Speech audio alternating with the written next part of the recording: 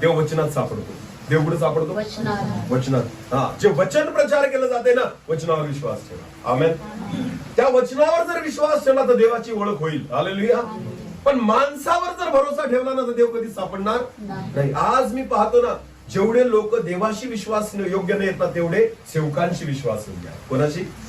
हा, मी तुम्हाला सांगतो, सेवकांशी विश्वास योग्य लोक.